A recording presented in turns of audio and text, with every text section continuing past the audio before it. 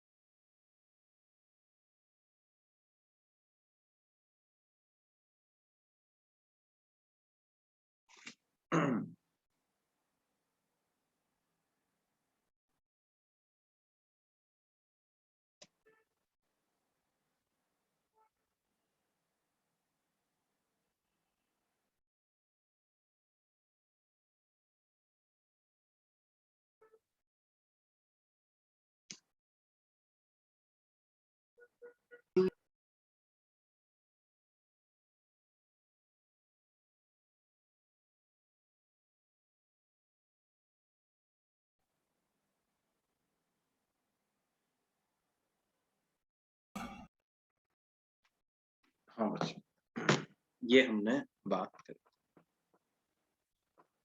तो देखो, जैसे मान लो अगर कोई आपसे ये पूछे कि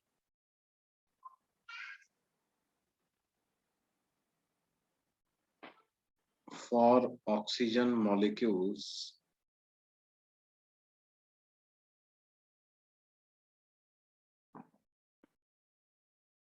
which of the following options are correct?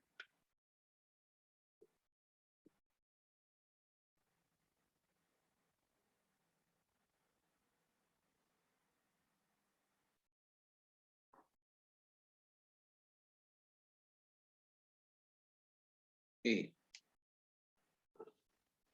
average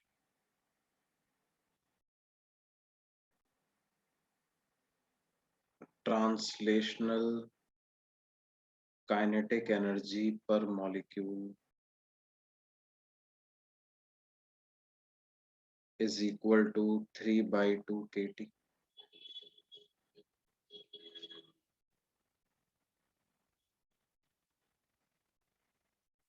Average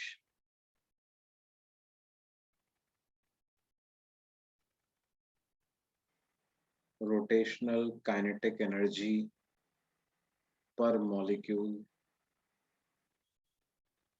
is equal to kT.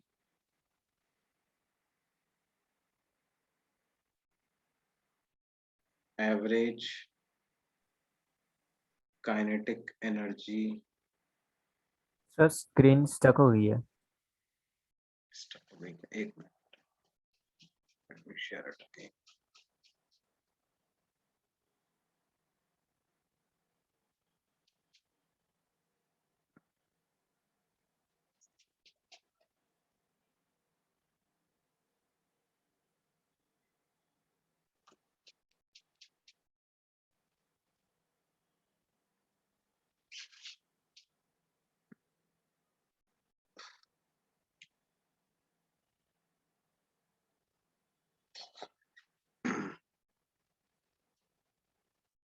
Average kinetic energy per molecule is equal to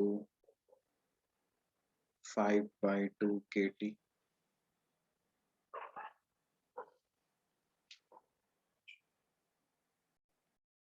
Total kinetic energy of a sample containing n moles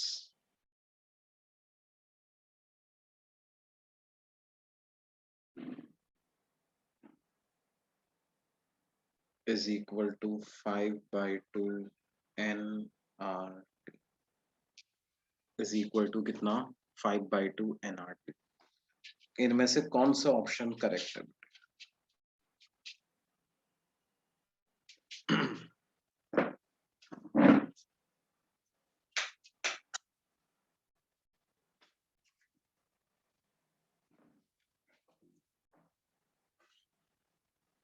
इनमें से कौन सा ऑप्शन करेक्ट है, क्या लगता है आपको?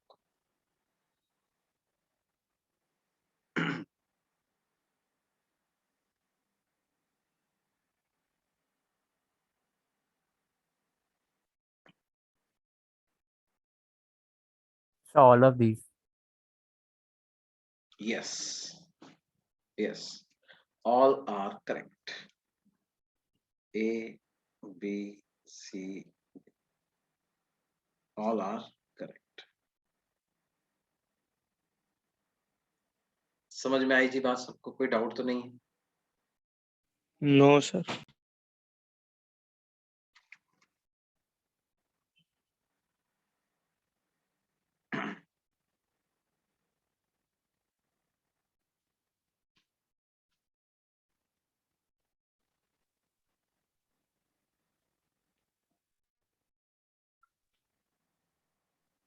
एक सेकंड लास्ट पेज दिखाओ ना।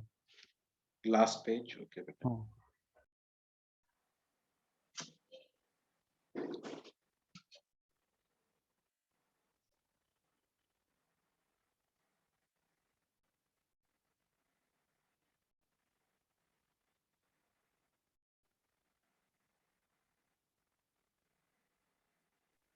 Sir done.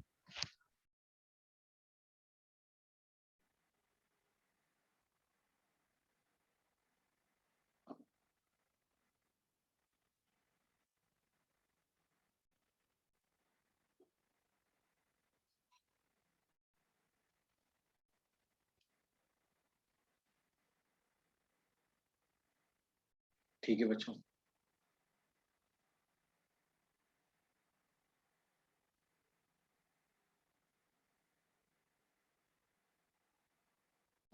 आगे बढ़ते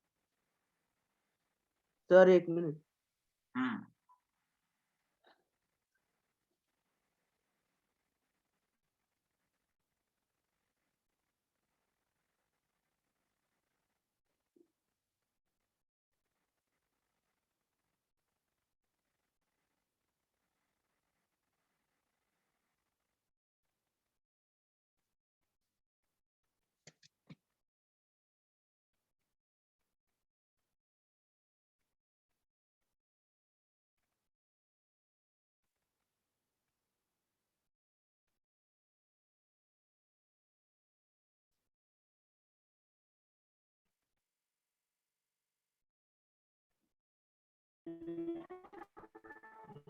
सर अब अगर ऑक्सीजन की जगह कार्बन डाइऑक्साइड हो तो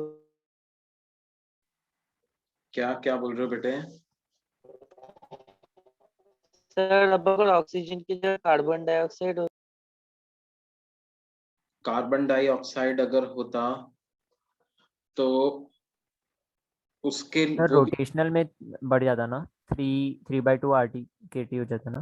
नहीं नहीं नहीं नहीं, कार्बन डाइऑक्साइड एक एक्सेप्शन होता है, क्योंकि उसका स्ट्रक्चर लीनियर ही होता है बेटे, है ना। ये पॉइंट में तुम्हें लिखा देता हूँ, note that CO2 despite being a triatomic gas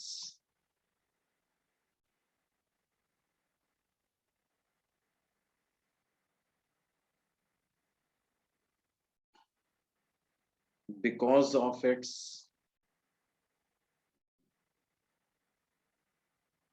linear structure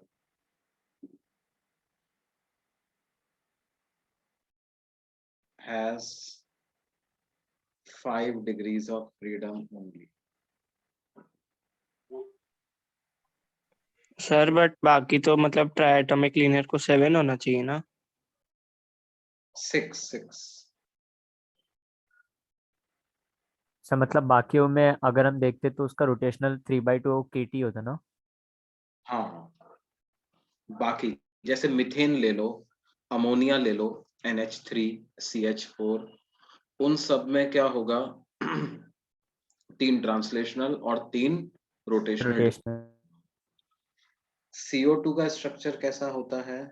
carbon की sp हाइब्रिडाइजेशन होती, तो sp हाइब्रिडाइजेशन की वजह से क्या होता है, लीनियर स्ट्रक्चर इसका होता है।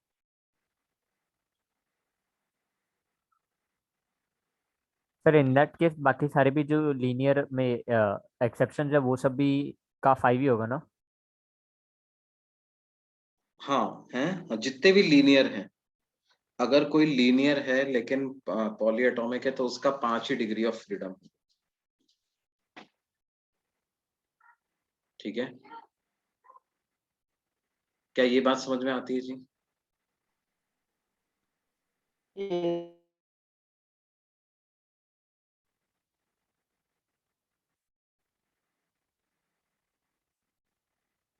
Done sir.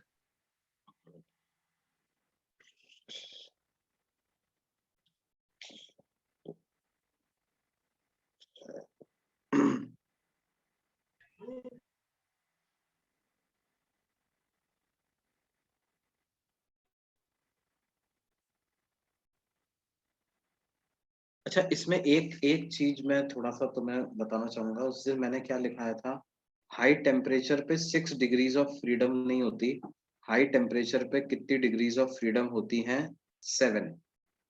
हाई टेम्परेचर पे क्या है बच्चों, वाइब्रेशनल मोशन एक्टिवेट हो जाता है ना, और ये vibrational motion gets activated and because of this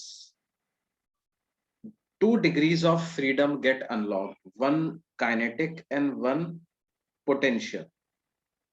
भाई देखो, मॉलिक्यूल मॉलिक्यूल पे कोई फोर्स नहीं लगा रहा, लेकिन एटम तो एटम पे एक अट्रैक्टिव फोर्स लगा रहा है ना। और अगर एक मॉलिक्यूल के अंदर 2 एटम्स हैं और उनके बीच की डिस्टेंस कम ज्यादा होने लग जाए, तो क्या मॉलिक्यूल की पोटेंशियल एनर्जी भी साथ में चेंज होने लग जाएगी बच्चों? Yes sir. है ना। तो पोटेंशियल एनर्जी को भी एक डिग्री ऑफ फ्रीडम की एनर्जी की टर्म्स में काउंट करना पड़ेगा मेरे को। तो वाइब्रेशनल मोशन की वजह से 2 डिग्री ऑफ फ्रीडम एक्टिवेट हो जाती हैं, one kinetic and other potential. तो इसलिए degree of freedom high temperature पे डाई एटॉमिक की कितनी हो जाती हैं, 7 हो जाती हैं। ये बात समझ में आ सर रही है? फिर सर फिर 6 किसकी होती है? 6 भी होता है ना फ्रीडम? 6 पॉली एटॉमिक मॉलिक्यूल की होती है ना। 6 किसकी है, poly atomic molecules.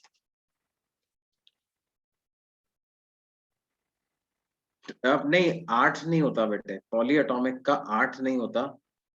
Poly atomic का हाई टेम्परेचर पर क्या होता है, इस 6 आपने कहा था कि वाइब्रेशनल एनर्जी रोटेशनल में इनकॉर्पोरेट हो जाती रोटेशनल में ही इनकॉर्पोरेट हो जाती है ना। तो काइनेटिक एनर्जी तो कोई एक्स्ट्रा एक्टिवेट नहीं होती। हाँ, ये बोल सकते हो कि पोटेंशियल एनर्जी एक्टिवेट हो सकती है ना। तो हाई टेम्परेचर पर पॉली एटॉमिक का 7 तक जा सकता है, 7 से ज्यादा नहीं जाएगा, है ना। ये बात समझ में आती है बच्चों? सर मतलब पर्टिकुलर मॉलिक्यूल के लिए मैक्सिमम एवरेज एनर्जी तो वही हो सकता है, 7/2 के। 7/2 kT, हाँ 7/2 kT। ठीक है, अब अपन आते हैं डिस्कशन पे। किसके? We talk about discussion on mean free path. Mean free path क्या होता है?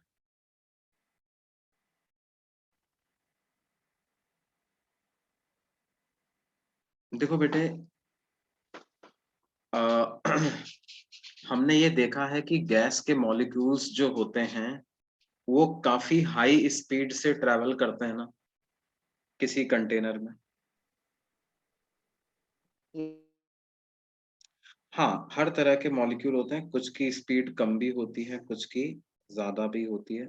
लेकिन आरएमएस स्पीड या एवरेज स्पीड भी अगर अपन निकालें तो वो 400, एवरेज वैल्यू भी अगर निकालें तो क्या वो 300-400 मीटर पर सेकंड के करीब होती है। स्पीड ऑफ साउंड से भी ज्यादा स्पीड से मॉलिक्यूल्स ऑफ गैस जो हैं वो ऑन एन एवरेज ट्रैवल कर रहे होते हैं, है ना।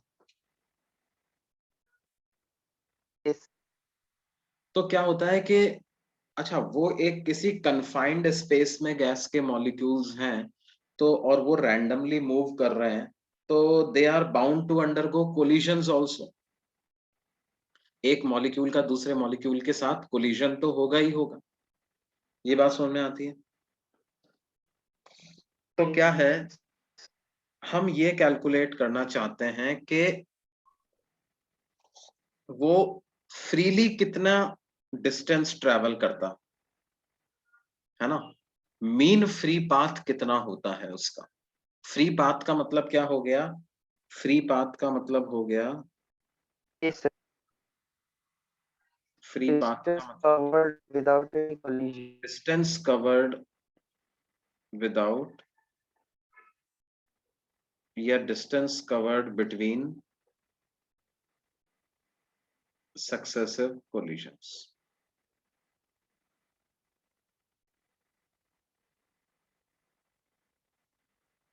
अब देखो ऐसा हो सकता है कि दो फास्ट स्पीड से चलने वाले पार्टिकल अगर डायरेक्टली एक दूसरे की तरफ आ जाएं, तो उनकी टक्कर बहुत जल्दी हो जाएगी। और धीरे धीरे स्पीड से चलने वाले पार्टिकल ऐसे जा रहे हों, तो एक ही डायरेक्शन में जा रहे हो, तो उनकी स्पीड जो है वो, उनकी टक्कर जो है वो देर से होगी। तो कभी ऐसा हो सकता है कि दो टक्कर के बीच का टाइम इंटरवल छोटा हो, कभी ऐसा हो सकता है कि दो टक्कर के बीच का टाइम इंटरवल ज्यादा हो। टाइम इंटरवल छोटा होगा तो डिस्टेंसेस भी उसी हिसाब से वेरी कर सकती हैं। तो इसलिए मीन शब्द लगाया गया है। मीन का मतलब ऑन एन एवरेज ये कितना डिस्टेंस ट्रेवल करता है ना बेटे। अब आप ये देखिए कि मान लो मैं इसका ही एक बड़ा करके डायग्राम बनाता हूं कि गैस का जो मॉलिक्यूल है उसकी डायमीटर आप मान लीजिए डी डायमीटर। देखो अभी तक अपन इसको नेग्लेक्ट करते हुए आ रहे हैं, लेकिन मीन फ्री पाथ के लिए हमें इसकी जरूरत पड़ेगी। तो ये diameter of a particular molecule of all molecules be D. D मैंने क्या माना है? Diameter of Yeah, a molecule of gas।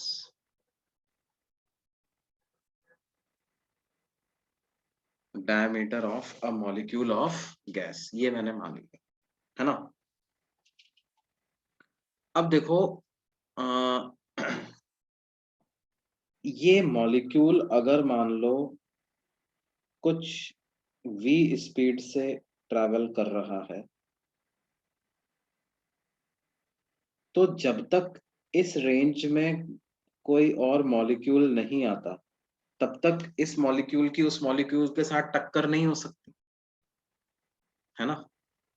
तो क्या है, आप ऐसे समझिए कि मान लो कोई और मॉलिक्यूल जो है उसका सेंटर यहाँ पे है, तो उस मॉलिक्यूल को अगर मैं बनाऊंगा तो वो कुछ इस तरह से बन जाए, मतलब यहाँ पे नहीं, किधर है वो मॉलिक्यूल, मान लो इस तरह से।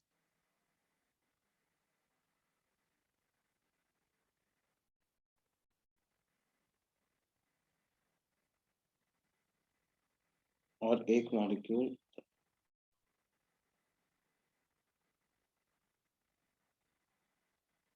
है ना। ये जो मॉलिक्यूल्स हैं, ये मॉलिक्यूल्स तो जस्ट अवॉइड कर जाएंगे ना इससे टक्कर होना, क्यों बेटा?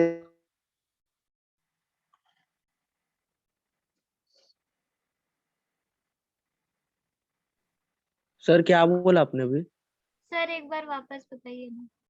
देखो क्या मैं ये बोल सकता हूं कि अगर मैं एक ऐसा ऐसा एक सिलेंड्रिकल क्रॉस सेक्शन इमेजिन करूं इस तरह का, let me imagine a cylindrical cross section like this, जिसकी की रेडियस किसके बराबर है? इस मॉलिक्यूल के डायमीटर के बराबर उसकी रेडियस, है ना। तो क्या मैं ऐसा बोल सकता हूं कि इस सिलेंडर के अंदर अंदर जो मॉलिक्यूल आ रहे होंगे उनके साथ इस मॉलिक्यूल की टक्कर हो सकती? This molecule can collide with molecules जो कि इस सिलेंडर के अंदर अंदर प्रेजेंट होंगे इस वाले रीजन में। Yes sir. इसके बाहर जो प्रेजेंट होंगे उसके साथ इसकी टक्कर नहीं हो पाएगी, है ना? Yes sir.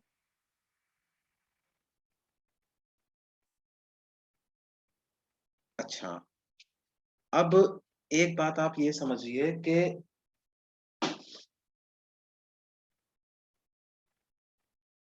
मान लेते हैं स्मॉल n जो है वो रिप्रेजेंट करता है क्या?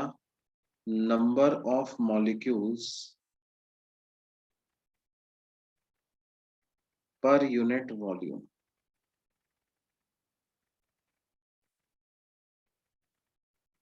स्मॉल n रिप्रेजेंट करता है number of molecules per unit volume,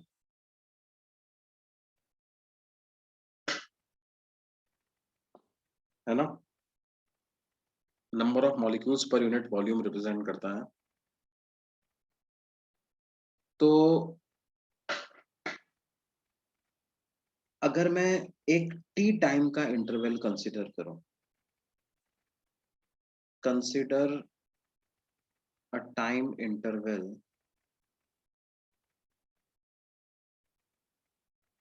of T seconds, तो उस टी सेकेंड्स में ये मॉलिक्यूल कितनी लेंथ कवर कर लेगा? तो लेंथ कवर्ड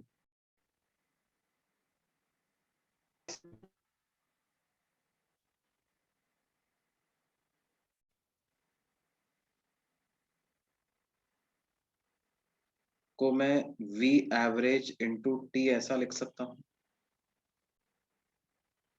और ये जो v एवरेज इंटू टी जो है, इस लेंथ में कितना वॉल्यूम कवर हो गया एक तरीके से?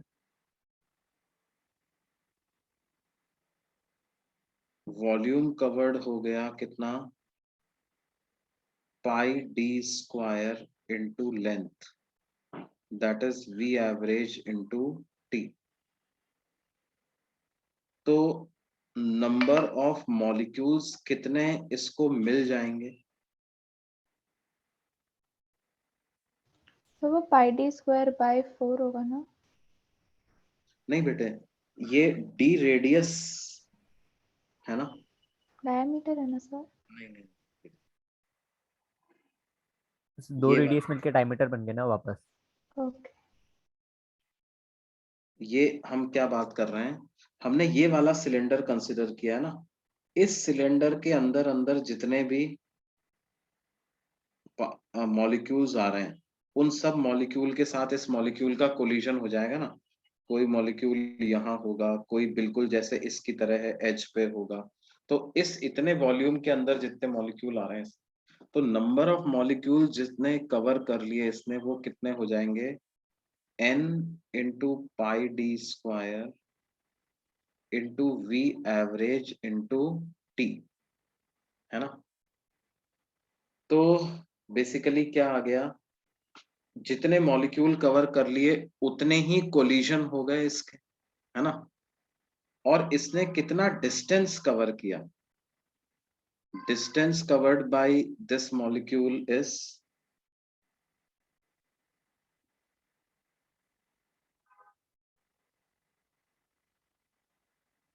v एवरेज इंटू टी, है ना? तो बेसिकली इतनी डिस्टेंस कवर करने में इतने कोलिजन्स हो गए, है ना? इतनी डिस्टेंस कवर करने में उतने कोलिजन्स हो गए। तो डिस्टेंस कवर्ड पर कोलिजन क्या हो गया? Distance covered between two successive collisions.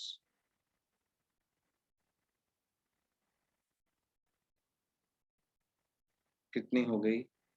v average into T divided by n into pi D square into V average into T. अच्छा एक बात और बेटे, ये वी एवरेज तो क्या है, आप एक मॉलिक्यूल की स्पीड निकाल रहे हो, एक्चुअल में बाकी मॉलिक्यूल जो है क्या वो रुके हुए हैं क्या, या वो भी चल रहे हैं? तो उसको रिस्पेक्टिवली हमने स्टैटिक माना है। नहीं, एक्चुअल में तो वो भी मॉलिक्यूल भी चल रहे हैं ना, यस सर। है ना। तो अगर वो मॉलिक्यूल भी चल रहे हैं तो वी एवरेज स्पीड से ये जा रहा है, वी एवरेज से वो जा रहे हैं, तो टी टाइम में टोटल लेंथ कितनी कवर हो जाएगी, 2 times V average into T के बराबर की लेंथ कवर हो जाएगी कि नहीं हो जाएगी? Yes sir. Yes sir. लेकिन 2 times V average into T length भी तब कवर होगी जबकि हम माने कि वो मॉलिक्यूल ठीक 180 डिग्री पे ट्रैवल कर रहे हैं। एक मान लो ऐसे ट्रैवल कर रहा है और दूसरा किसी एंगल पे ट्रैवल कर रहा है, तो फिर जो लेंथ कवर्ड होगी वो 2 वी एवरेज इनटू टी से कम होगी ना। तो ये जो लेंथ कवर्ड है वो वी एवरेज इनटू टी से स्टार्ट करके 2 times V average into T तक वेरी करती है ना।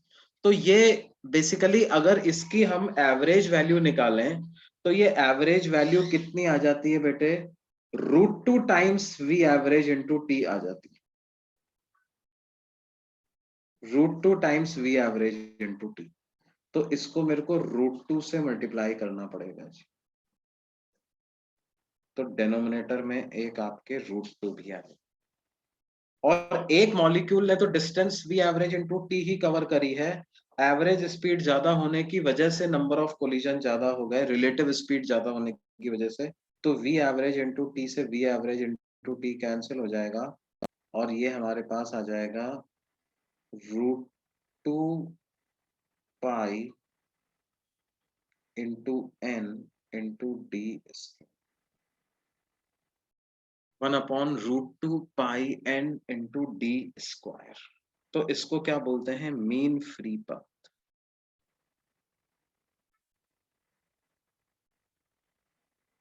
मीन फ्री पाथ की वैल्यू क्या हो गई, 1/√2 pi N into D square. देखो वो मतलब रिलेटिव वेलोसिटी की एवरेज वैल्यू जो आती है ना, रिलेटिव वेलोसिटी की एवरेज वैल्यू वो आती है √2 टाइम्स एक पार्टिकल की एवरेज स्पीड के बराबर। देखो कैसे इसको कैसे कैसे इसको लेकर के आ सकते हैं अपन, मैं इसका डिटेल में तुम्हें समझा सकता हूं। देखो कैसे, मान लो कि let angle between velocities of two particles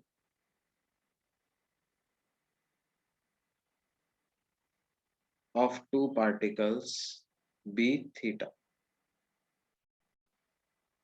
दो पार्टिकल्स के बीच की वेलोसिटीज का एंगल थीटा मान सकते हैं बच्चों, हाँ सर। है ना। तो उनकी एवरेज, उनकी जो रिलेटिव वेलोसिटी हो जाएगी उसका मैग्नीट्यूड क्या हो जाएगा, वो हो जाएगा √of V average square plus V average square -2 V average into cos theta, A square plus B square -2ab cos theta. ऐसा लिख दें v1 vector minus v2 vector के मैग्नीट्यूड को। यस तो सर। ये हो जाएगा √ऑफ 2 टाइम्स वी एवरेज का स्क्वायर, और यहाँ भी लिखा हुआ है 2 टाइम्स वी एवरेज का स्क्वायर, तो 2 टाइम्स वी एवरेज का स्क्वायर कॉमन आ गया, तो ये वैल्यू आपके पास आ जाएगी इतनी। और इसको हम लिख सकते हैं 2 टाइम्स वी एवरेज का स्क्वायर, 1 माइनस कॉस थीटा को हम हाफ एंगल में कन्वर्ट कर लें तो ये 2 साइन स्क्वायर थीटा बाई 2 हो जाएगा। 2 इंटू 2 इज 4, 4 का रूट इज 2, तो 2 times V average into sine theta by 2, ये ऐसी वैल्यू आ जाएगी। ये बात समझ में आती है। अब ये v रिलेटिव जो है वो थीटा के साथ वेरी करती जा रही है। अगर इसकी एवरेज वैल्यू पता लगानी है, v रिलेटिव की एवरेज वैल्यू, तो इसको हम ऐसे पता कर सकते हैं, v relative into D theta upon integration D theta, और angle between velocities of two particles will vary from 0 to pi तो इसको भी मैं वेरी करवा दूं 0 से पाई तक, तो क्या आ जाएगा बेटे 2v एवरेज, तो 2v एवरेज कॉमन आ जाएगा, साइन थीटा बाई 2 का इंटीग्रेशन क्या आ जाएगा minus cos theta by 2 divided by 1/2, और इसको आप डिवाइड कर दो किससे, पाई से, है ना, और इंटीग्रेशन की लिमिट हम लगा दें 0 से पाई तक, तो ये आ जाएगा 4 times -4 times v average cos pi by 2 is 0 minus cos 0 is 1 divided by pi, तो 4v एवरेज बाई पाई, इस तरह से एक्चुअल में इसकी वैल्यू आती है ना।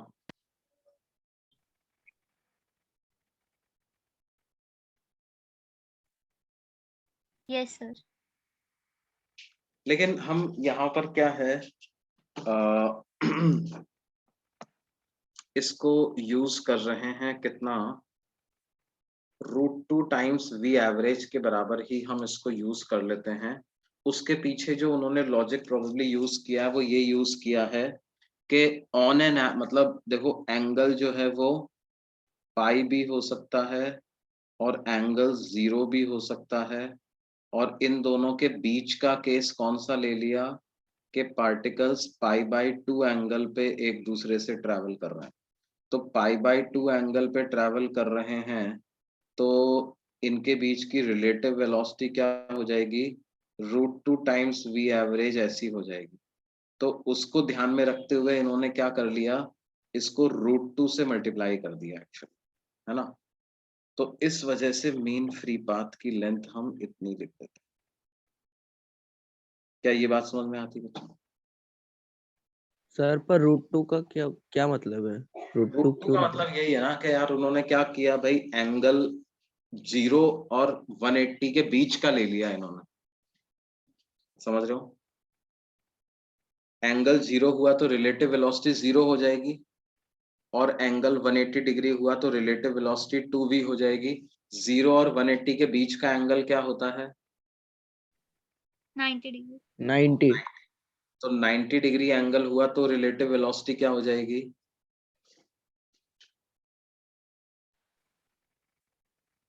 √2 टाइम्स v एवरेज। तो उन्होंने कहा कि भाई मन ना एंगल 0 मानो ना 180 डिग्री मानो, आप तो उसके बीच का कोई वैल्यू मान लो, तो वो कितनी हो जाएगी,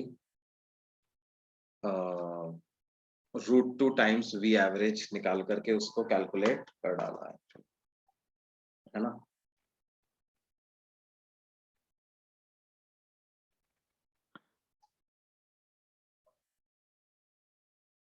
तो हमें क्या है, ये वाला एक्सप्रेशन याद रखना है भाई, मीन फ्री पाथ, है ना, एक पार्टिकल जब गैस के सैंपल, गैस का ही एक पार्टिकल एक गैस के सैंपल के अंदर मूव करता है, तो क्या है, टकरा टकरा करके चलता है, और जब वो टकरा टकरा करके चलता है तो दो कोलिजन्स के बीच में कभी ज्यादा डिस्टेंस चलेगा, कभी कम डिस्टेंस चलेगा, ऑन एन एवरेज कितना डिस्टेंस वो फ्रीली चलता है, that is 1/√2 pi n d square, 1/√2 n pi d square, है ना।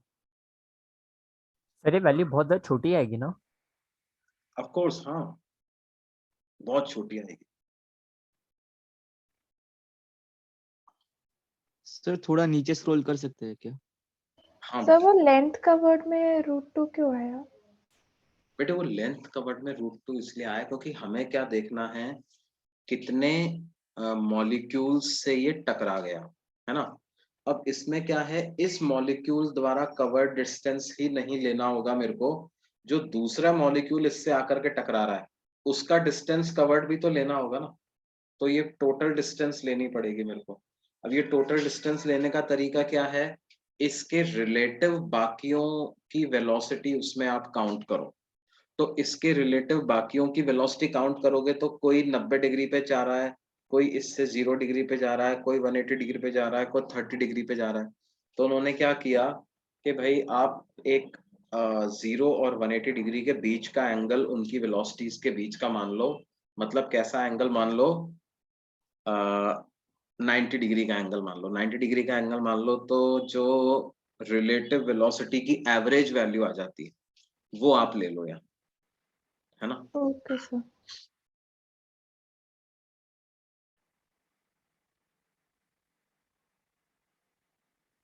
क्या ये बात समझ सर में ये सर ये मीन फ्री पाथ का यूनिट है क्या? हाँ, मीटर ओके ओके। पाथ है ना। अल्टीमेटली क्या है बेटे, ये है तो डिस्टेंस कवर्ड ही, तो यस इसकी सर। यूनिट क्या होगी, मीटर ही होगी। सर फिर हम इसको √2 AV क्यों मतलब बोल रहे हैं? हमने तो निकाला ना कि 4 AV/π आया।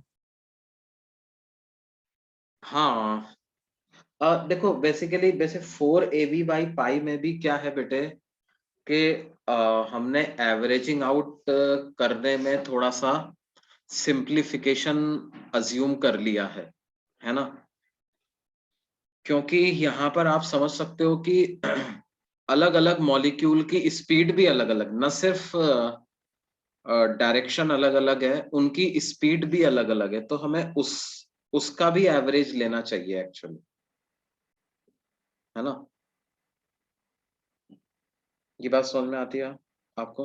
Yes sir. मतलब एक्चुअल में हमें क्या करना चाहिए कि सपोज अपन ने दो रैंडमली कोई मॉलिक्यूल लिए, हाँ, और उनकी स्पीड को, एक को माना v1, दूसरी को माना v2, और फिर उनके बीच में एंगल हम मान लेते हैं कुछ थीटा।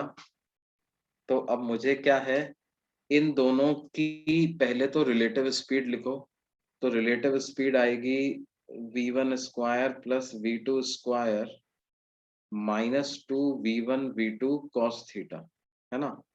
और फिर इस पूरे की भी एवरेज वैल्यू निकालनी पड़ेगी हमको, समझ रहे हो बेटे।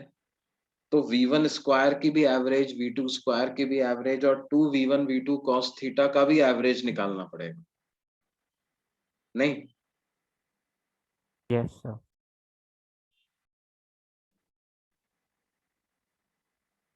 तो वो जो एग्जैक्ट एवरेजिंग आउट निकालने में क्या है, थोड़ा सा ज्यादा मतलब आपको और एग्जैक्ट ट्रीटमेंट इसका करना पड़ेगा। ये क्या है, आप चाहो तो यू कैन टोटली, ये एक सिंप्लीफाइड मॉडल लेकर के अपन ने इसको कैलकुलेट कर लिया।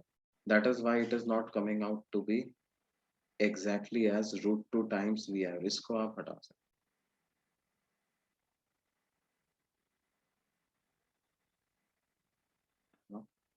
पार्टिकल्स की स्पीड भी तो अलग अलग है और वो चेंज होती जा रही है। हालांकि ठीक है, उसकी एवरेज वैल्यू पता है अपने को, but then again this is not the proper method to calculate relative average speed. ऐसे नहीं कैलकुलेट कर पाए, है ना।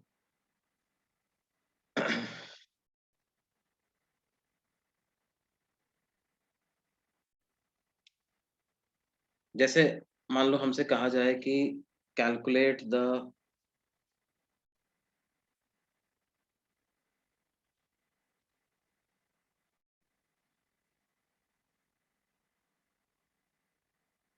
Mean free path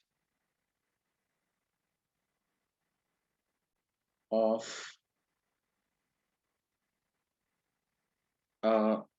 water molecule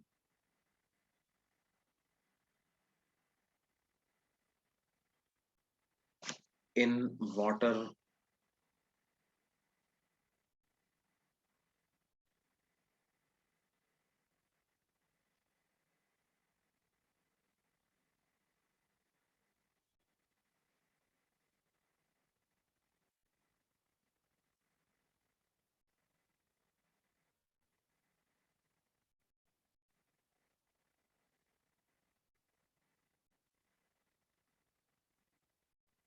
in water vapor at 373 kelvin, है ना, 373 केल्विन। जहां पर क्या है, डायमीटर ऑफ वाटर मॉलिक्यूल आपको मान लेना है कितना,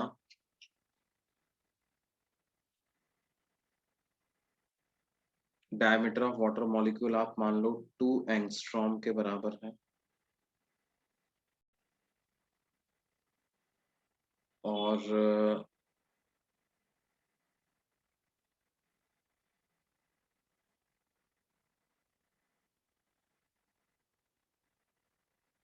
जो डेंसिटी ऑफ मॉलिक्यूल्स है उसको हम मान लेते हैं कितनी है, let us suppose density of molecule is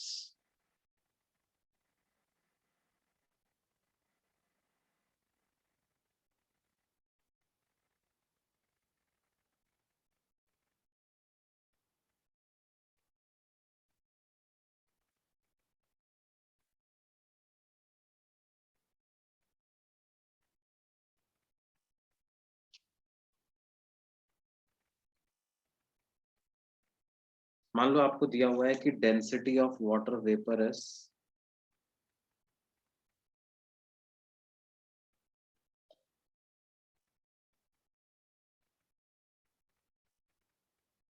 0.6 kilogram पर मीटर। तो उसके बेसिस पर हमें क्या करना है बच्चों, मीन फ्री पाथ की वैल्यू एस्टिमेट करनी। क्या कर पाओगे?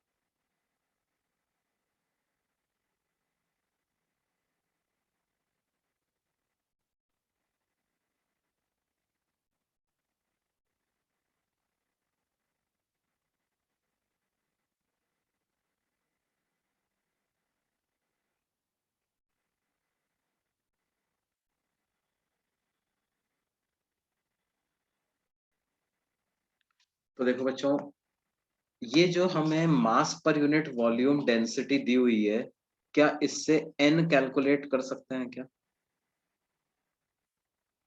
Yes sir. देखो, हमें क्या करना है, n का मतलब क्या होता है, n is number of molecules present in 1 metre cube volume. 1 metre cube volume में जितने मॉलिक्यूल्स प्रेजेंट है वही है n। तो 1 मीटर क्यूब में कितना मास प्रेजेंट है, 0.6 किलोग्राम। इसका मतलब 600 ग्राम। तो मोल्स कितने प्रेजेंट हैं, mass upon molecular mass of water that is 18 ग्राम पर मोल। तो ये कितना हो जाएगा, 100/3। 100/3 मोल्स आ जाएंगे। यस तो सर। इसका मतलब नंबर ऑफ मॉलिक्यूल्स पता लगा सकते हो, 100/3 को अवोगाड्रो नंबर से मल्टीप्लाई कर दें, है ना। तो ये अप्रोक्सीमेटली कितना आ गया, 2 इंटू 10⁻25 मॉलिक्यूल्स पर मीटर क्यूब, इतना आ गया ना। Yes sir. इतने मॉलिक्यूल्स पर मीटर क्यूब आ गए। तो मीन फ्री पाथ का क्या फॉर्मूला होता है, mean free path 1/. 1/. Root 2 pi pi N D square. D square, तो ये आ जाएगा 1/√2 पाई को लिख देंगे 3.14, n की वैल्यू आ गई 2 × 10⁻25 और डायमीटर 2 एंगस्ट्रॉम दिया हुआ है ना, तो 2 × 10⁻⁻10 उसका होल स्क्वायर तो कितना आ जाएगा 10⁻20। 4 × 10⁻⁻20। तो ये आपके पास आ जाएगा कितना 4 2 8, 8 × 3.14 अगर हम कर दें तो ये हमारे पास आ जाएगा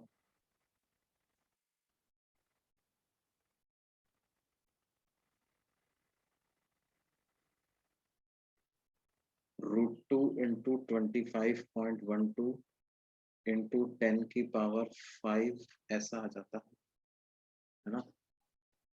और एक तरीके से आप 25 को मल्टीप्लाई कर दो किससे 1.4 से, है ना।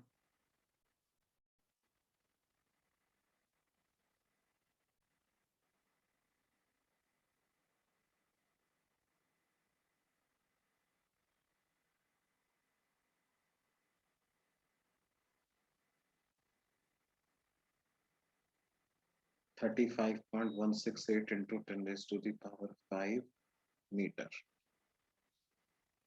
ये ऐसा कुछ आ जाएगा ना बच्चों। तो इसको आप अप्रोक्सीमेटली कितना लिख सकते हो जी, क्या इसको आप अप्रोक्सीमेटली 3 × 10⁻⁻7 मीटर लिख सकते हैं? बोलिए बच्चों।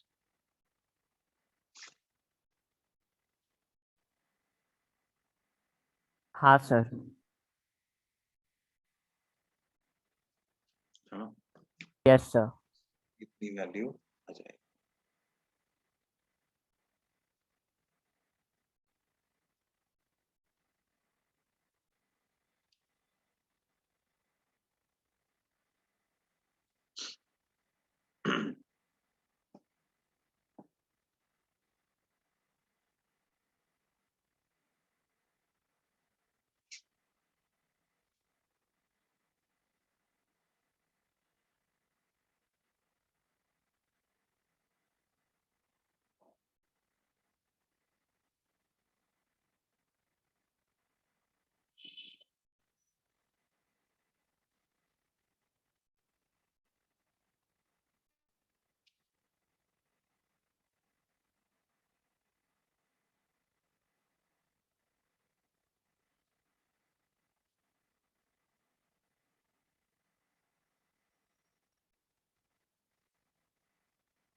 देखो बच्चों, अब एक बार ये हमारे पास आ गया तो now we are all set to move to the second part of this chapter, जिसको कि हम क्या बोलते हैं, थर्मोडायनामिक्स।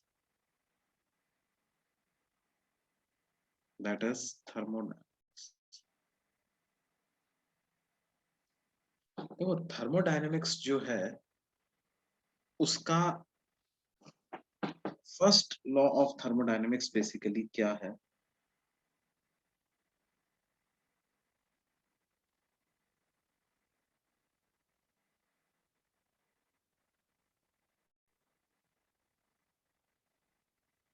वो हमें बताता है कि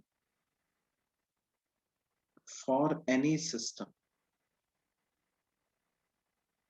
सर KTG3 ये खत्म हो गया।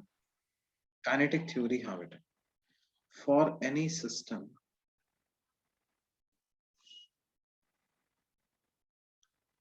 बेसिकली ये दोनों मिलाकर के एक ही चैप्टर बनते हैं, केटीजी एंड थर्मोडायनेमिक्स, है ना। वो आपके बुक में इसको अलग अलग दिया हुआ है, लेकिन हम तो एक साथ ही पढ़ाते हैं इसको, kinetic theory of gases and thermodynamics. तो कुछ पार्ट जो आपकी बुक में केटीजी में दिया हुआ है वो मतलब specific heat capacity and molar heat capacities, वो अपन थर्मोडायनेमिक्स वाले पार्ट में कवर करेंगे उसको, है ना। अल्टीमेटली यू विल सी के दोनों चैप्टर का कंटेंट मिला करके मैं डिलीवर इसमें कर दूंगा।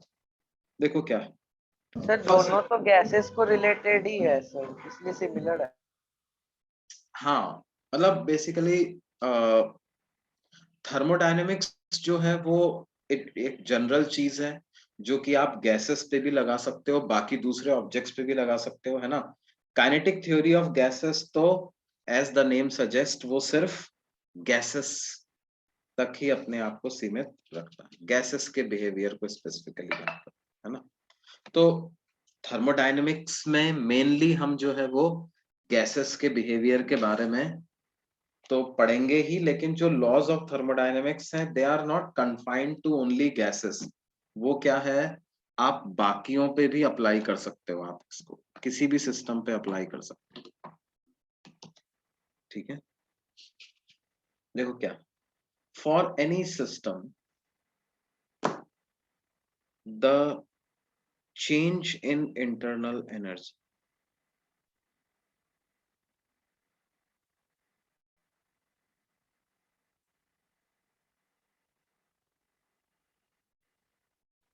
is equal to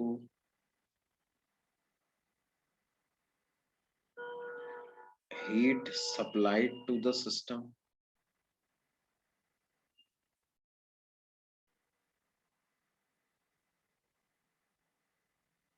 and mechanical work done on the system.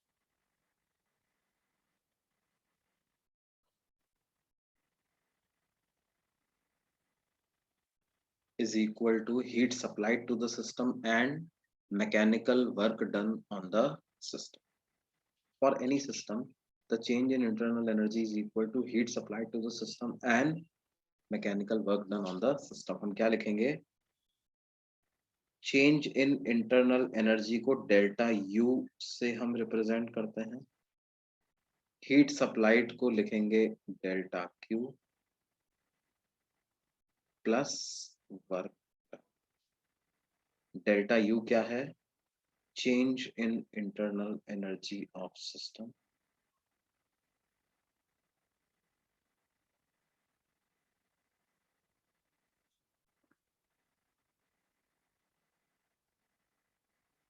Delta Q क्या है, heat supplied to the system,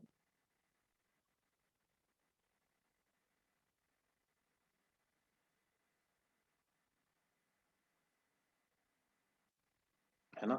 और W क्या है, work done on the system, system पे किया गया work, work done on the system. अब ये जो इक्वेशन है, इस इक्वेशन को हम ऐसे भी लिख सकते हैं, कैसे, delta U minus work done on the system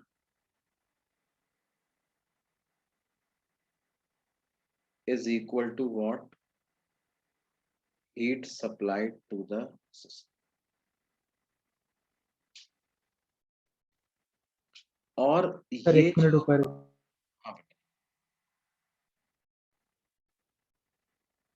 ये जो हमने work done on the system लिखा है, इसको प्लस साइन अलग लिख करके negative of work done on the system ऐसा कर लेते हैं।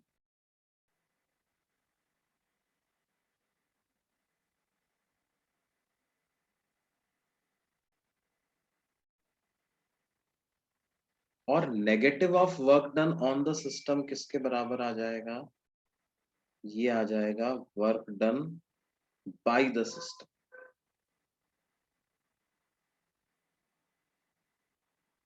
नेगेटिव ऑफ वर्क डन किसके बराबर आ जाएगा बेटे, work done by the system. तो आपके पास फर्स्ट लॉ ऑफ थर्मोडायनेमिक्स का एक फॉर्म ये भी आ गया, delta Q heat supplied to the system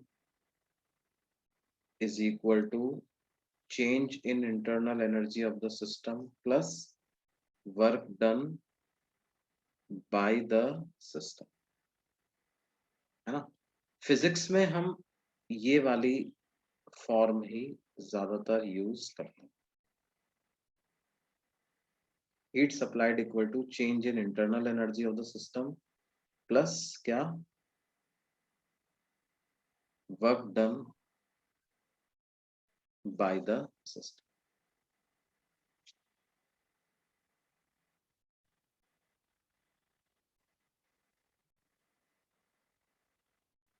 क्या ये बात समझ में आती है? Yes sir.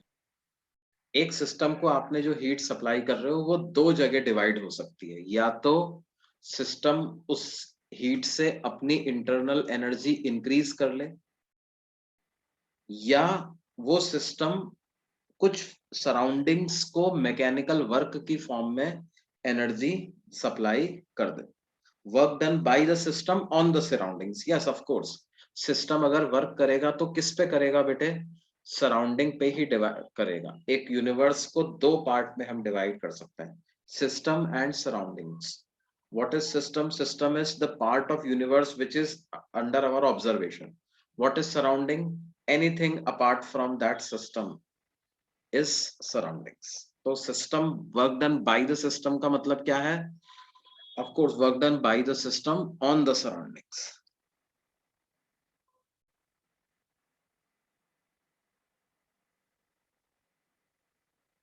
क्या ये बात समझ में आती है बेटा? हाँ सर। है ना?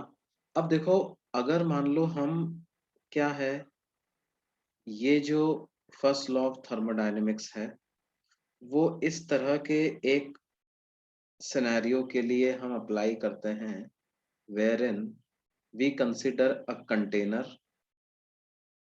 and that container is fitted with a light movable piston and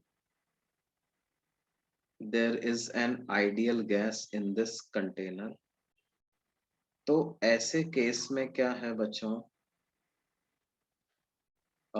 work done by gas कैसे लिखेंगे, इंटरनल एनर्जी में चेंज कैसे लिखेंगे, ये सारी बातों को अपन देखते हैं ना।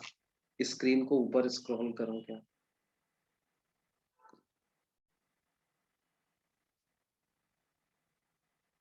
और ऊपर,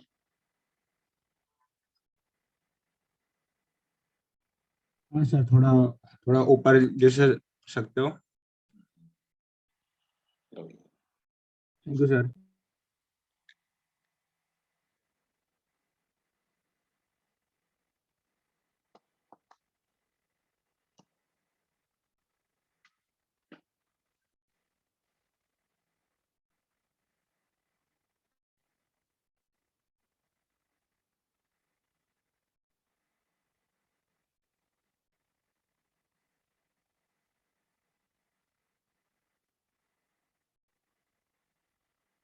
देखो, work done by the system is negative of work done by the surrounding कैसे हुआ? ऑफ कोर्स इसमें हमारा ये एक असम्पशन जरूर है, क्या है कि सिस्टम में जो भी चेंज आ रहा है वो बहुत स्लो चेंज आ रहा है ना। या ये लिखते समय हमने ऐसा क्यों कर दिया? We are taking an assumption that any change that takes place in a system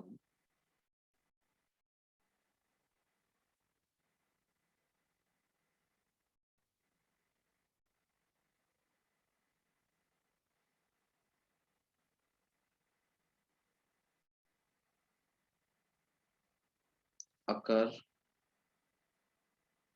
very slowly. Slow changes हो रहे हैं। स्लो चेंजेस होने का मतलब क्या है कि जो पार्टीशन है आपका, जो सिस्टम और सराउंडिंग्स को अलग कर रहा है, वो पार्टीशन बहुत धीरे धीरे मूव कर रहा है, बहुत धीरे धीरे मूव कर रहा है। इसका मतलब क्या है? उस पार्टीशन पे जो सिस्टम ने फोर्स लगाया और जो सराउंडिंग फोर्स लगा रहा है वो किसी भी इंस्टेंट ऑफ टाइम पे बराबर है ना। अब लेकिन मैग्नीट्यूड बराबर है, उस फोर्स की डायरेक्शन तो अपोजिट है। तो डायरेक्शन अपोजिट है तो क्या है, क्या हम ये बोल सकते हैं कि सिस्टम का work will be negative of work done by the surrounding? क्या ऐसा बोल सकते हैं? Yes sir. Yes, sir. है ना? sir.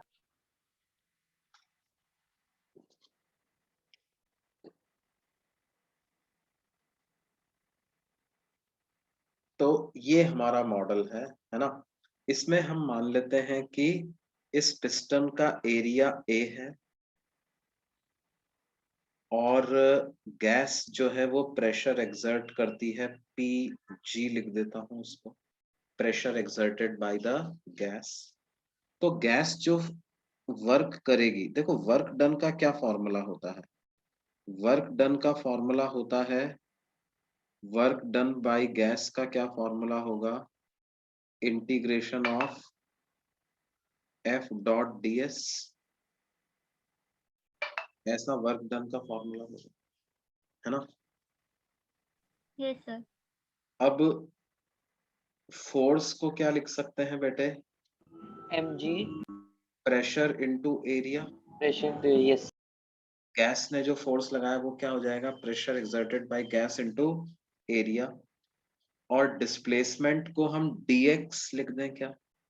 जो इस पिस्टन का डिस्प्लेसमेंट होगा उसको लिख दें कितना? Yes dx। तो ये एरिया इनटू dx जो आ जाएगा, सर वो dv होगा। ये dv हो जाएगा क्या? तो ये हो जाएगा integration of pressure exerted by gas into change in volume dv, ऐसा होगा, है ना? तो वर्क डन बाय गैस का आपके पास क्या एक्सप्रेशन आ गया बच्चों? इस तरह का मॉडल अगर है आपके पास तो वो आ जाएगा integration of pressure exerted by gas into dv। क्या ऐसा लिख सकते हैं बच्चों? Yes pressure exerted by gas into dv, ये ऐसा हो जाएगा। सर ये work done by the system है ना? ये work done by the system है, यस, है ना? और इसके मुताबिक क्या है बच्चों कि अगर एक्सपेंशन हो रहा होगा तो work done by gas positive आए। क्या ये बात समझ में आती है? Yes sir Yes, sir. For expansion work done by gas will be greater than 0, and for compression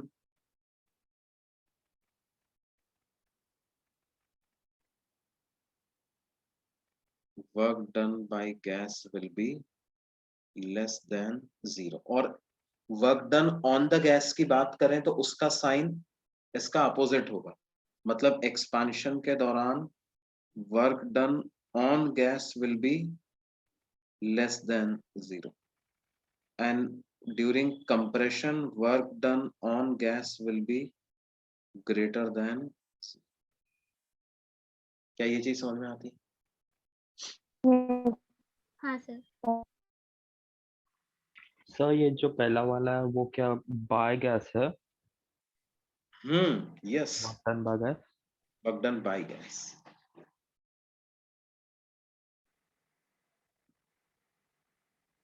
देखो यहां पर किसका फोर्स लिया मैंने? फोर्स एक्सर्टेड बाय गैस ही लिया है ना। ये pressure of gas into area क्या है? ये फोर्स एक्सर्टेड बाय गैस ही है ना बेटा। और ये फोर्स, गैस जो फोर्स लगा रही है वो आउटवर्ड डायरेक्शन में लगेगा ना। तो अगर पिस्टन बाहर की तरफ मूव कर रहा है तो फोर्स और डिस्प्लेसमेंट में एंगल 0 डिग्री आएगा, तो work done by gas greater than 0 आएगा ना।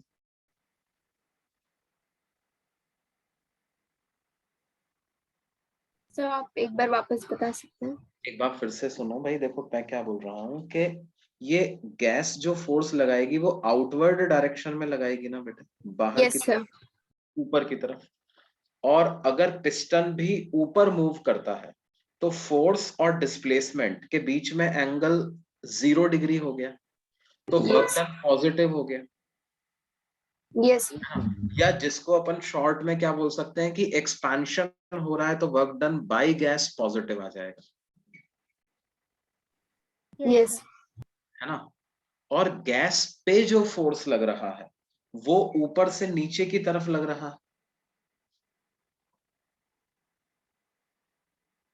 यस सर, पर नेट डिस्प्लेसमेंट और ऊपर की डिस्प्लेसमेंट तरफ अगर left ऊपर हो रहा है तो उसका वर्क नेगेटिव आ जाएगा ना। Yes sir.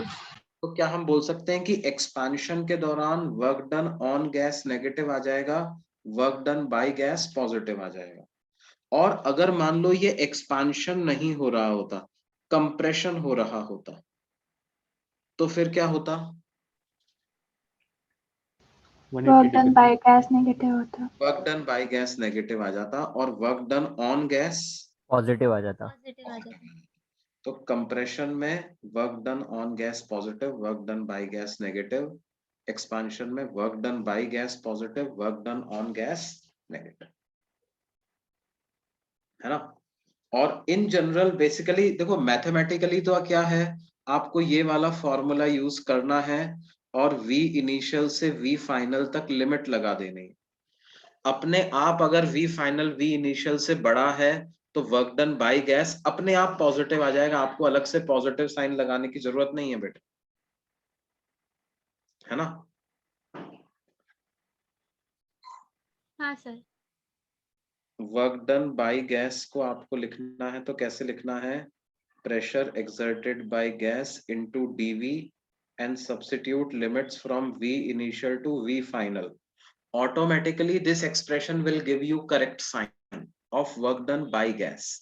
v final v initial से बड़ा है, आप लिमिट डाल दो, अगर बड़ा है तो पॉजिटिव आ जाएगा, अगर फाइनल वॉल्यूम इनिशियल वॉल्यूम से कम है तो अपने आप ये इंटीग्रेशन नेगेटिव दे देगा।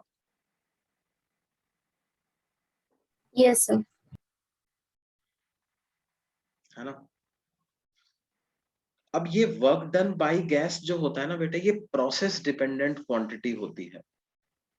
प्रोसेस डिपेंडेंट का मतलब जब गैस एक्सपांशन होगा, गैस का एक्सपांशन होगा या गैस किसी एक थर्मोडायनेमिकल स्टेट से किसी एक condition of pressure volume temperature से किसी दूसरे condition of pressure volume temperature पे जब जाएगी तो क्या है, वर्क डन बाय गैस कितना होगा ये इस बात पे डिपेंड करेगा कि प्रेशर और वॉल्यूम के बीच में रिलेशन क्या है ना। आप ऐसा नहीं बोल सकते कि आपको इनिशियल प्रेशर वॉल्यूम टेम्परेचर पता है, फाइनल प्रेशर वॉल्यूम टेम्परेचर पता है, आप work done by gas calculate नहीं कर सकते, है ना। मतलब इसको हम ये बोलते हैं कि work done by gas is not a state function.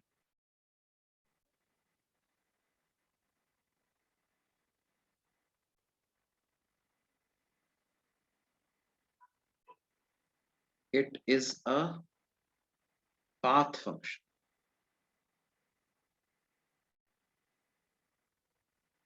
है ना। That is to calculate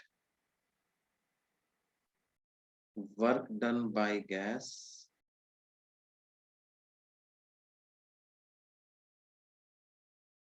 when its thermodynamical state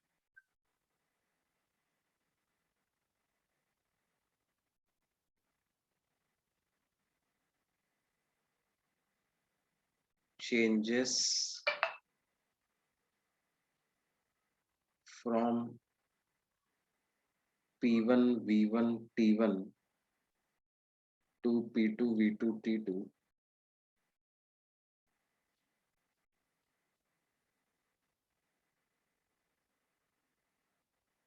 and information about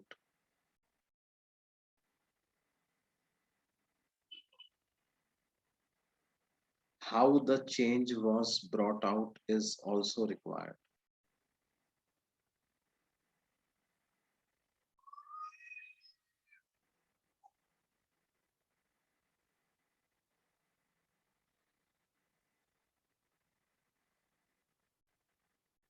वो चेंज कैसे आया उसकी भी जरूरत पड़ेगी। क्या ये बात समझ में आती है बच्चों? मतलब आपने टेम्परेचर बढ़ा दिया तो टेम्परेचर बढ़ाते समय आपने क्या प्रेशर को कांस्टेंट रखा या वॉल्यूम को कांस्टेंट रखा या किसी को भी कांस्टेंट, टेम्परेचर है ना। वो वर्क डन बाय गैस इस बात पे डिपेंड करेगा। आप ऐसा नहीं बोल सकते कि इनिशियली प्रेशर वॉल्यूम टेम्परेचर इतना था, फाइनल इतना था, बताओ वर्क डन बाय गैस कितना हुआ। तो it does not depend merely on initial and final states। वो इनिशियल और फाइनल से आप के बीच में पहुंचे कैसे, उसकी जानकारी की भी जरूरत पड़ती है। ये बात समझ में आती है? Yes sir. और वो बड़े सिंपल से एक ऑब्जर्वेशन से आप समझ सकते हो कि मान लो आपने क्या किया, गैस का अगर प्रेशर वर्सेस वॉल्यूम का कुछ ग्राफ बनाया बेटे, मान लो वो ग्राफ ऐसा बनता है ना, और किसी एक इनिशियल स्टेट से किसी फाइनल स्टेट तक गैस जाती है, तो वर्क डन बाय गैस कैसे निकालोगे? Sir area under the graph. Area under the graph से आ जाएगा ना बच्चों, ये पूरे एरिया से। अब सिंपल सी बात है कि अगर मान लो बच्चों कोई और प्रोसेस भी होती जिसमें इनिशियल और फाइनल स्टेट यही होती गैस की, लेकिन वो ग्राफ कोई और बन रहा होता, तो क्या उस प्रोसेस में वर्क डन अलग आ जाता कि नहीं आ जाता? आता सर, आता अलग आता। लगाता सर। वन है, ये प्रोसेस 2 है, तो क्या हम बोल सकते हैं कि इनिशियल और फाइनल स्टेट दोनों की सेम है, लेकिन सेकंड प्रोसेस में जो वर्क डन बाय गैस है वो 1 से ज्यादा होगा? Yes sir. Yes, yes sir. Sir. तो इसलिए हम बोलते हैं कि देखो इनिशियल और फाइनल स्टेट को देख करके आप वर्क डन नहीं बता सकते, आपको क्या है, एग्जैक्ट पाथ की जरूरत पड़ेगी। पाथ से हमारा मतलब क्या है कि how the change has been brought about while the change was being done from initial to final state, वो प्रेशर और वॉल्यूम में क्या रिलेशन हमने रखा हुआ था, इस पे वो डिपेंड करेगा। क्या ये बात समझ में आती है बच्चों? यस। यस ये पेज नोट कर लिया सबने? यस। हाँ सर। तो ये तो बात हुई वर्क डन की। अगर हम चेंज इन इंटरनल एनर्जी की बात करें, डेल्टा यू क्या है? Change in internal energy. Sir it is a state function. Change in internal energy will be a state function. Change in internal energy का मतलब होता है final internal energy minus initial internal energy, है ना। Final internal energy को कैसे लिखेंगे?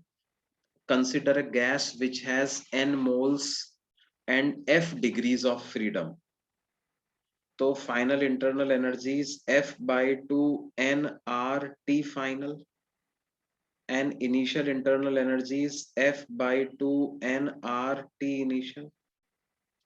तो जो चेंज इन इंटरनल एनर्जी हो जाएगी वो क्या हो जाएगी?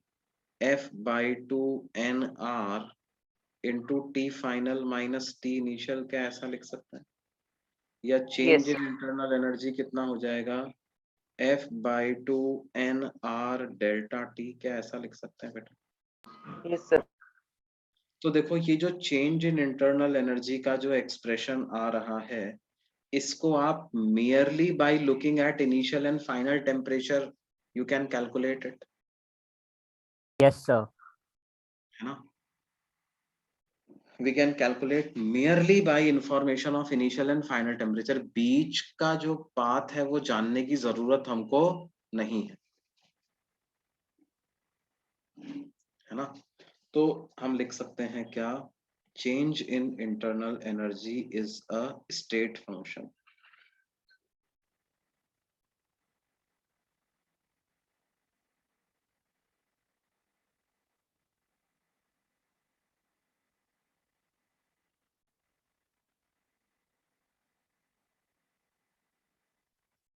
It depends only on initial and final state।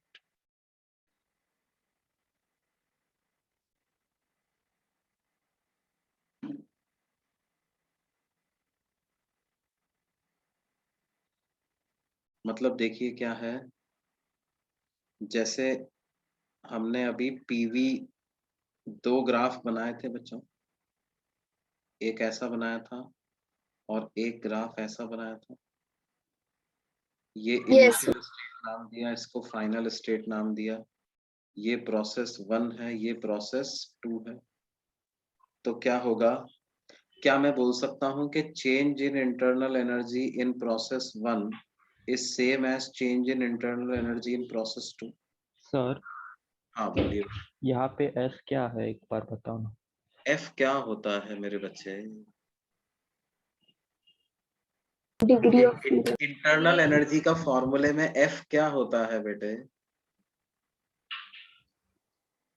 अभी पिछले चैप्टर में पढ़ा था ना हमने। अच्छा वो इंटरनल एनर्जी का क्या फॉर्मूला है?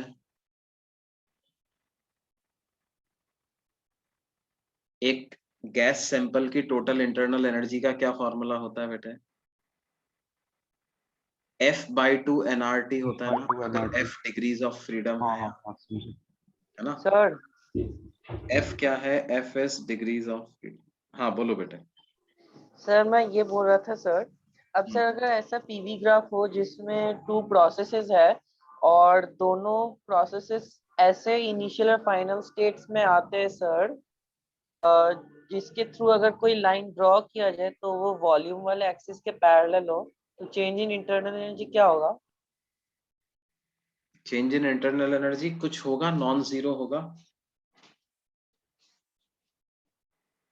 पॉजिटिव होगा। भाई वॉल्यूम वाली एक्सिस के पैरेलल आ गए, इसका मतलब क्या हो गया कि इनिशियल और फाइनल प्रेशर सेम है ना? मतलब तुम ऐसा बोलना चाह रहे हो शायद।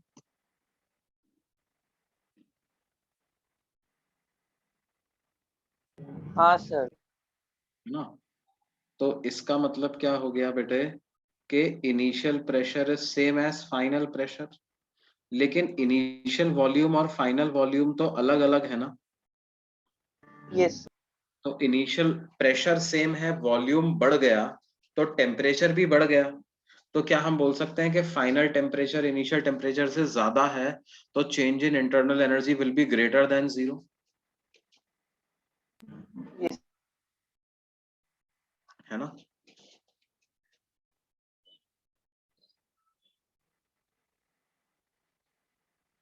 क्या ये बात समझ में आती है बच्चों सबको? Yes sir. है ना? और हीट को कैसे कैलकुलेट करेंगे? हीट सप्लाइड का तो फॉर्मूला हमें पता है, heat supplied to a gas या heat supplied to a system is equal to change in internal energy of the system plus work done by the system, है ना? तो आपने वर्क डन कैलकुलेट कर लिया, चेंज इन इंटरनल एनर्जी कर ली, calculate कर लिया, तो हीट सप्लाइड भी कैलकुलेट कर पाओगे क्या? हाँ सर। है ना? और देखो ये तो स्टेट फंक्शन है, लेकिन वर्क डन पाथ फंक्शन है, तो क्या हम बोल सकते हैं heat supplied is also path dependent?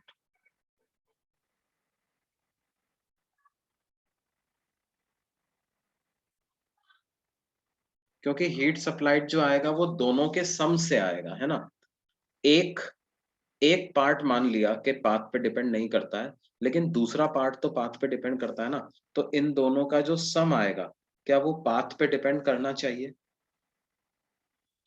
Yes sir. तो इसलिए हीट सप्लाइड को भी हम क्या लिखेंगे कि वो पाथ पे डिपेंड करना चाहिए, यस। है ना? अब हम क्या करते हैं, देखो अलग अलग तरह के पाथ लेते हैं, अलग अलग तरह की प्रोसेसेस लेते हैं, और उन सारी प्रोसेसेस में एक एक करके कितनी हीट सप्लाई हो रही है, कितना इंटरनल एनर्जी में चेंज आया, कितना वर्क आया, ये सब कैलकुलेट करते हैं, है ना? और उन प्रोसेसेस का प्रोसेस डायग्राम भी देखते हैं, पीवी ग्राफ कैसा बनेगा, पीटी ग्राफ कैसा बनेगा, वीटी ग्राफ कैसा बनेगा, एक एक करके देखते हैं। तो सबसे पहली प्रोसेस जो हम लेने वाले हैं वो कौन सी है? Isochoric process. सर आप ऊपर वाली स्लाइड दिखा सकते हैं? बिल्कुल।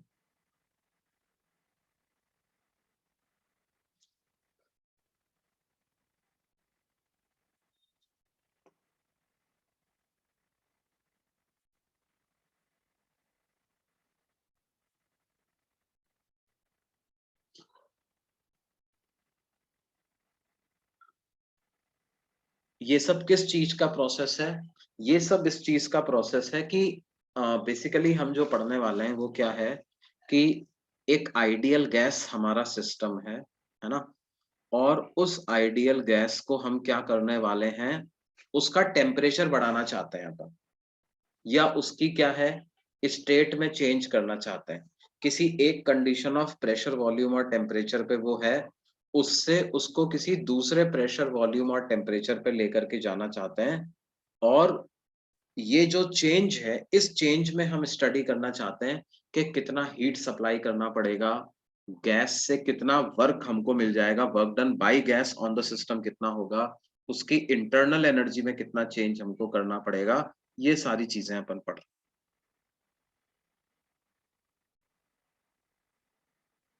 तो basically when I say process, what I mean is there is an ideal gas जो कि हमारा सिस्टम है, and that system is being taken from one state to another. उसको हम हीट सप्लाई करके, उस पे वर्क करके कंडीशन ऑफ प्रेशर वॉल्यूम और टेम्परेचर को चेंज कर रहे हैं।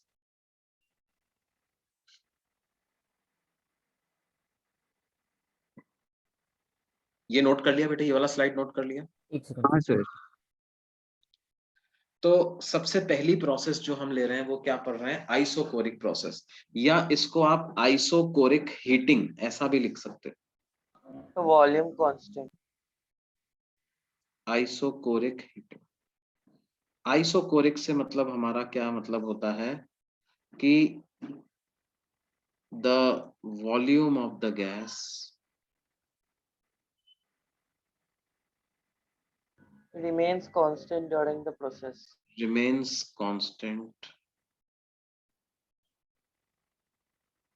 during the process।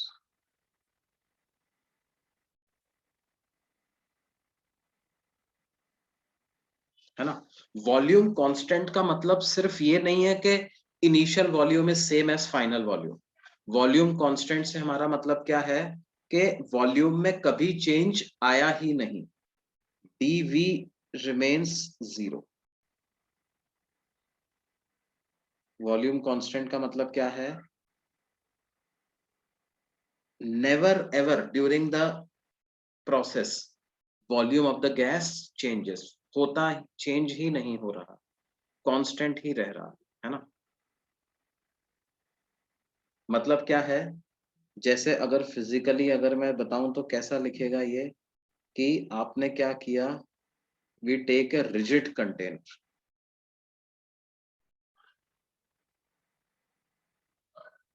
Sir pressure cooker. Pressure cooker जैसा, और उसके अंदर आपने क्या कर दिया, कोई गैस को फिल कर दिया, और हम क्या कर रहे हैं, उसको हीट कर रहे हैं।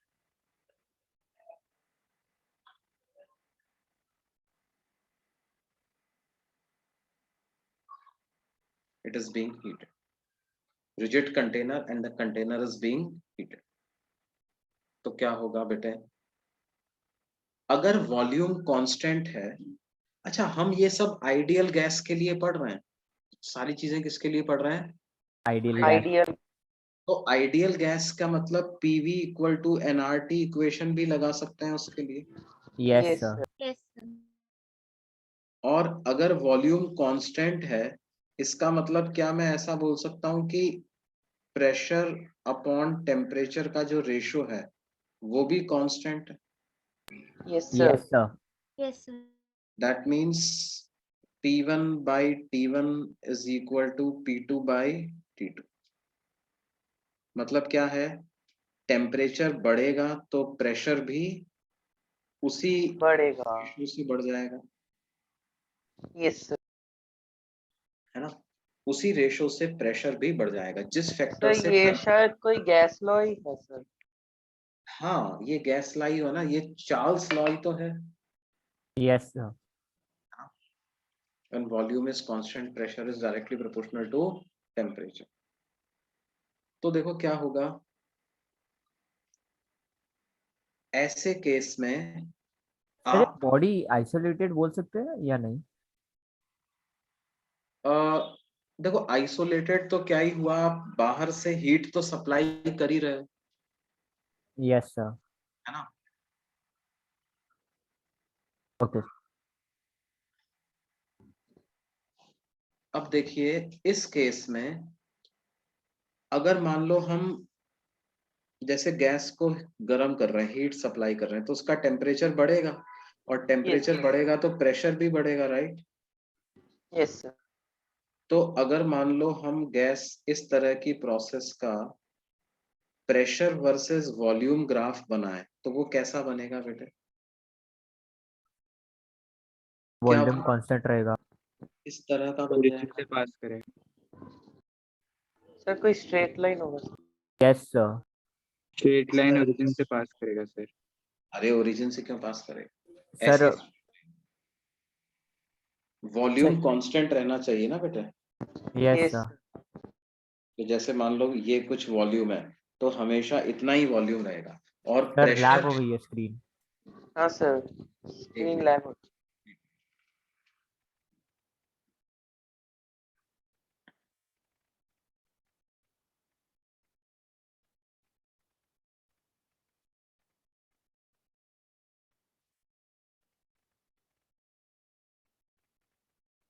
सर नहीं दिख रही इसमें। हाँ भी दिखेगा अभी।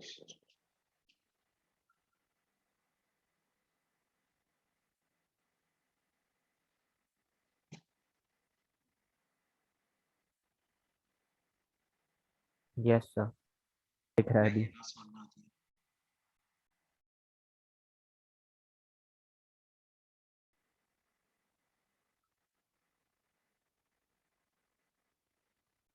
ये पीवी ग्राफ ऐसा बना।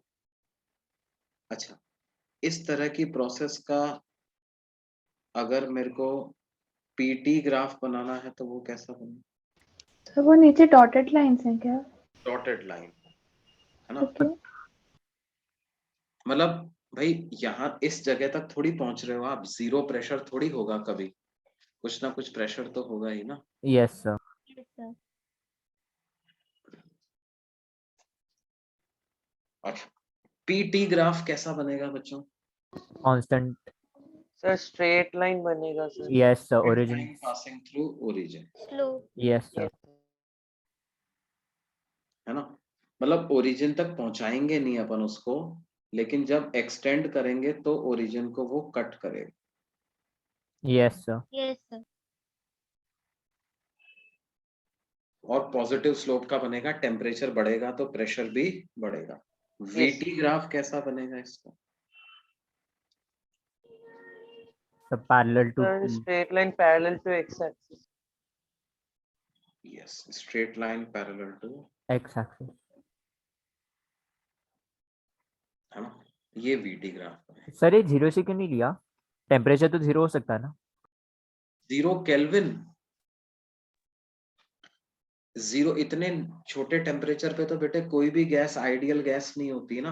हाँ सर यस। अपन उतना नीचे टेम्परेचर पे नहीं जा रहे हैं, है ना। अच्छा, ऐसे प्रोसेस में अगर ये तो सारे ग्राफ्स हो गए, प्रोसेस की इक्वेशन हो गई, है ना। जैसे ये है P by T is constant, इसको तो क्या बोलते हैं? This is answer. Process equation.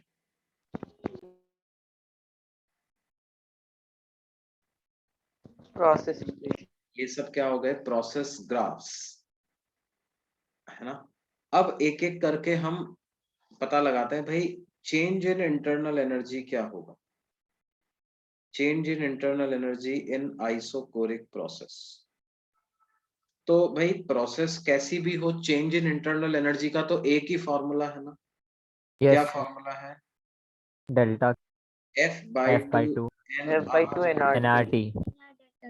NR not delta. Delta. तो यहाँ भी हम क्या फॉर्मूला लगाएंगे? F by 2 NR delta T, है ना। Yes. Work done by gas की अगर बात हो तो वर्क डन बाय गैस क्या होता है? इंटीग्रल ऑफ P dV होता है।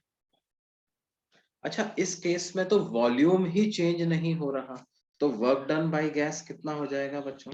0। Work done by gas will be 0। तो इस केस में क्या हो गया बच्चों कि हो क्या रहा है आइसोकोरिक प्रोसेस में, तो कि जो भी आप हीट सप्लाई कर रहे हो, क्या वो पूरा का पूरा चेंज इन इंटरनल एनर्जी के बराबर ही आ रहा है क्या? Yes sir. कुछ हीट सप्लाइड किसके बराबर आ गया? Heat supplied is equal to F by 2 NR delta, है ना? यस अच्छा, हम एक टर्म डिफाइन करते हैं, ये नोट कर लिया बच्चों सबने? अगले पेज पे चलो। Yes sir. Yes sir Yes, sir. हम एक टर्म डिफाइन करते हैं जिसको बोलते हैं क्या? Molar heat capacity.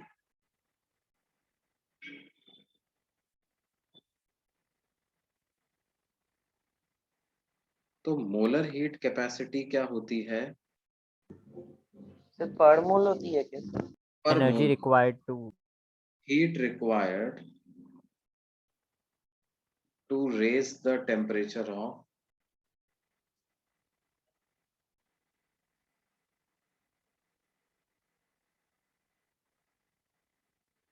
one mole of a gas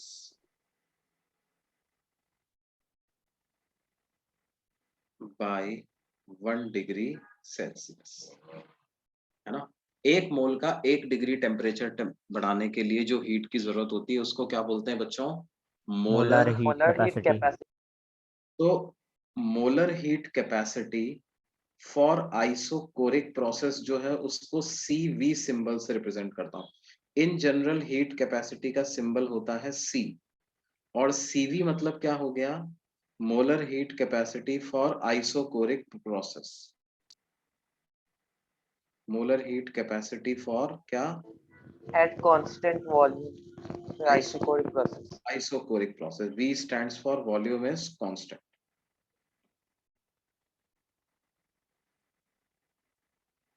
While supplying heat we are keeping volume as constant. तो ये जो आपके पास हीट सप्लाइड का फॉर्मूला आया है, क्या इसमें n को 1 और डेल्टा T को 1 रख दें तो मोलर हीट कैपेसिटी आ जाएगी क्या? Yes sir. Yes sir. एक मोल का 1 डिग्री टेम्परेचर बढ़ाने के लिए, तो वो वैल्यू Yes. कितनी आ जाएगी बच्चों? FR बाई 2, है ना? तो आइसोकोरिक प्रोसेस की मोलर हीट कैपेसिटी का क्या फॉर्मूला आ गया बच्चों? FR बाई 2, है ना? जैसे अगर कोई हमसे पूछे कि मोलर हीट कैपेसिटी जो है वो हीलियम के लिए क्या होगी, या आर्गन के लिए क्या होगी, या हाइड्रोजन के लिए क्या होगी, या ऑक्सीजन के लिए क्या होगी, या मीथेन के लिए क्या होगी, तो सबके लिए सर मोलर हीट मोनोएटॉमिक के लिए 3/2 सारे आर। मोनोएटॉमिक के लिए सेम, मतलब हर सारे सारे मोनोएटॉमिक डायटोमिक के लिए same. 3R/2 3R/2, die atomic के लिए 5R/2। 5R/2 5R/2। 3R। 3R। Yes sir. क्या ये बात समझ में आती है? Yes sir. Yes, sir. Yes sir.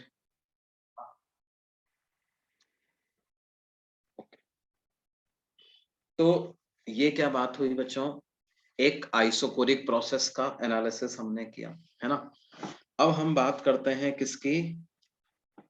Isobaric process.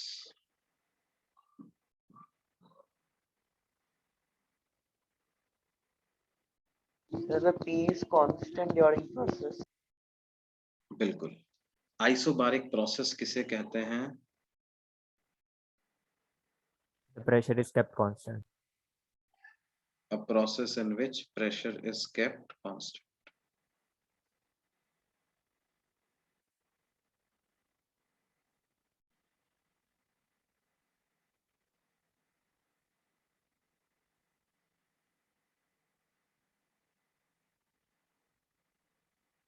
तो प्रेशर को कांस्टेंट कैसे रखेंगे बच्चों?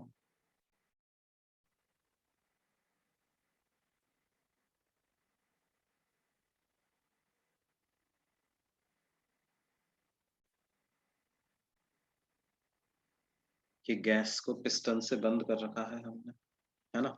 Yes sir. और हम क्या करते हैं, इसको स्लो हीट, ये मूवेबल पिस्टन, कैसा पिस्टन है बेटे? मूवेबल। मूवेबल पिस्टन है। और हम गैस को क्या कर रहे हैं, फ्लेम पे हमने रखा है और gas is heated very slowly.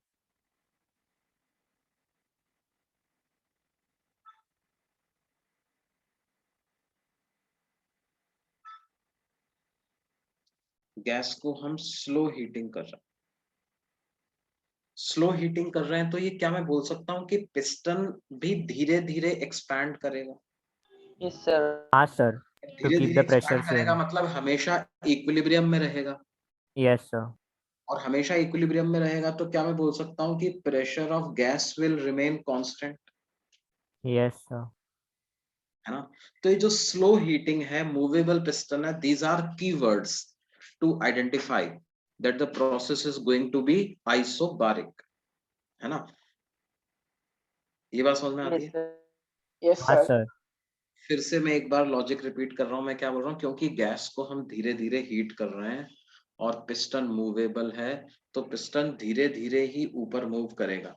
धीरे धीरे मूव कर रहा है मतलब हमेशा इक्विलिब्रियम में है, तो बाहर से लगने वाला फोर्स, अगर एक कांस्टेंट फोर्स लग रहा है तो अंदर से लगने वाला फोर्स भी कैसा होगा, कांस्टेंट ही होना चाहिए ना? Yes, sir. हाँ तो सर। ये यस इस तरह से क्या है, फिजिकली एक आइसोबारिक प्रोसेस क्रिएट किया जाता है ना? अब क्योंकि प्रेशर को तो हम कांस्टेंट बोल ही रहे हैं, और साथ ही साथ हमें पता है कि पीवी एनआरटी के बराबर होता है, तो हम V को लिख सकते हैं कितना, N R by P into T. P is constant, इसका मतलब क्या मैं बोल सकता हूँ कि volume is directly proportional to temperature. Yes क्या मैं ऐसा बोल सकता हूँ V1 by T1 is equal to V2 by T2, yes है ना? या हम लिख सकते हैं V by T is constant. ये बेसिकली क्या है, आइसोबारिक प्रोसेस की प्रोसेस इक्वेशन।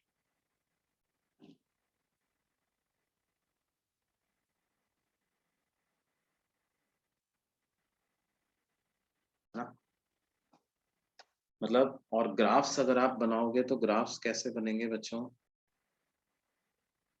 पीवी ग्राफ अगर मैं बनाऊंगा तो प्रेशर कांस्टेंट है तो graph parallel to X axis बन जाएगा।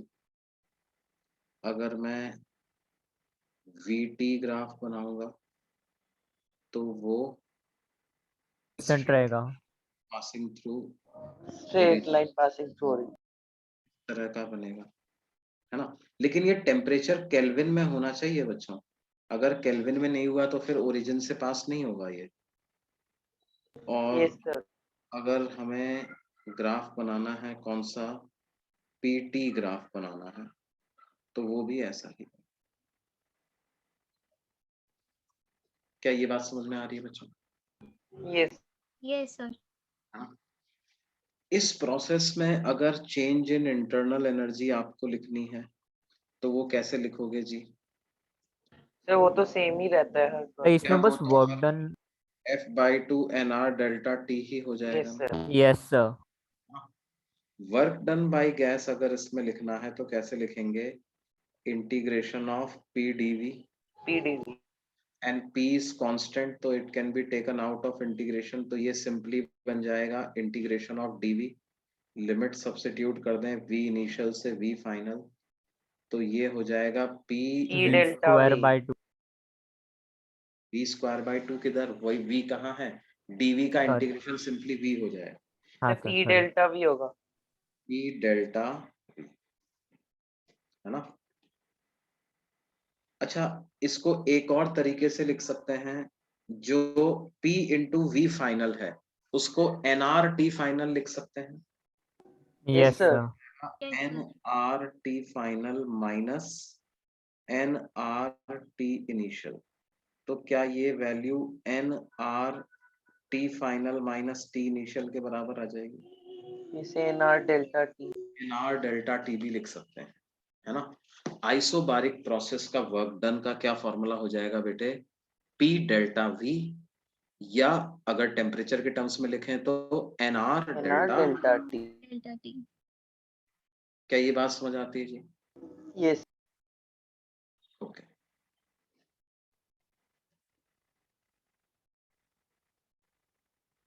ये नोट कर लिया बच्चों? Yes sir. Sir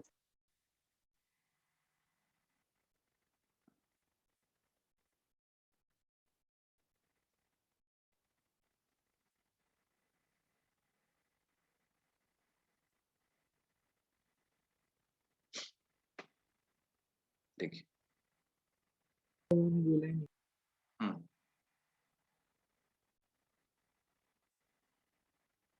heat supplied to the gas की अगर बात करें आइसोबारिक प्रोसेस में,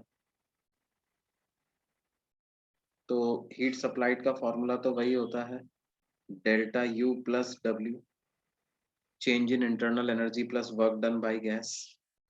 चेंज इन इंटरनल एनर्जी को लिख देंगे F/2 NR डेल्टा T, और वर्क डन बाय गैस को लिख देंगे क्या? NR delta T। तो ये NR डेल्टा T कॉमन आ जाएगा, से F/2 + 1 आएगा। F/2 + 1 into NR delta T, ऐसा लिख सकते हैं क्या? हाँ सर। सर तो इसके लिए भी मोलर स्पेसिफिक निकाल सकते ना, N और बिल्कुल डेल्टा निकाल T 1 इसके लिए जो मोलर हीट कैपेसिटी का सिंबल होगा वो होगा Cp। Cp मतलब molar heat capacity at constant pressure.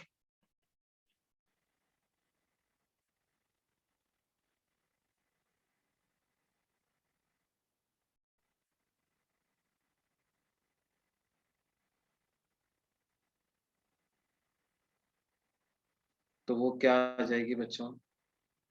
वो F/2 + 1 इंटू R आ जाएगा। Yes sir. वो आ जाएगा F/2 + 1 इंटू।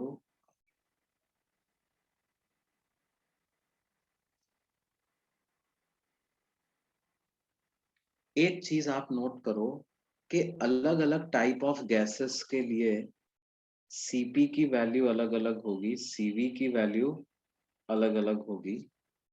ये Cp एक तो Cv से ज्यादा आ रहा,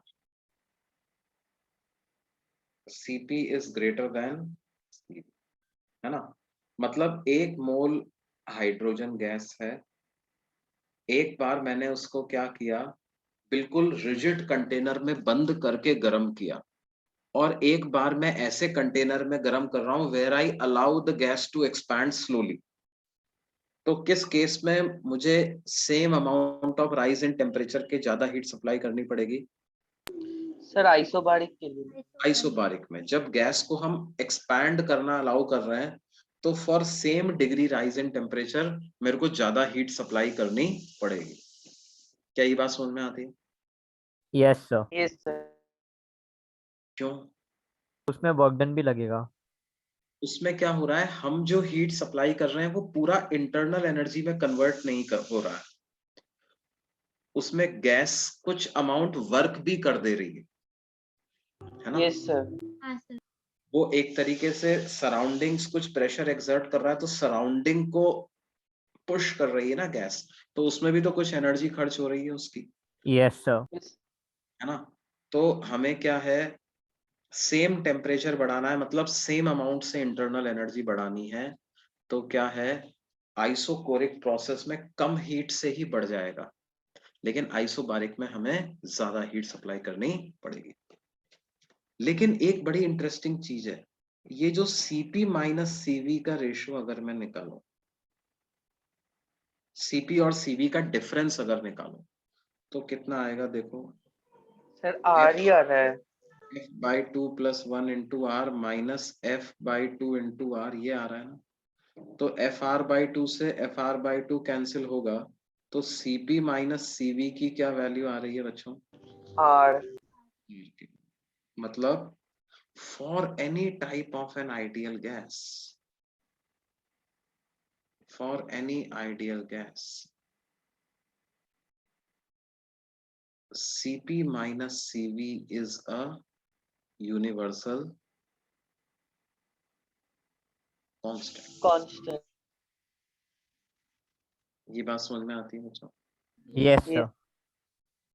किसी यस भी सर। तरह की आइडियल गैस है, सीपी और सीवी का जो डिफरेंस है वो एक कांस्टेंट ही होता है, और सीपी और सीवी का जो रेशो होता है सीपी अपॉन सीवी, वो कितना आएगा बच्चों? f/2 + 1 × r divided by f/2 × r। तो r से r कैंसिल हो गया, तो ये वैल्यू 1 + 2/f के बराबर आ रही है। ये वैल्यू किसके बराबर आ रही है? 1 + 2/f।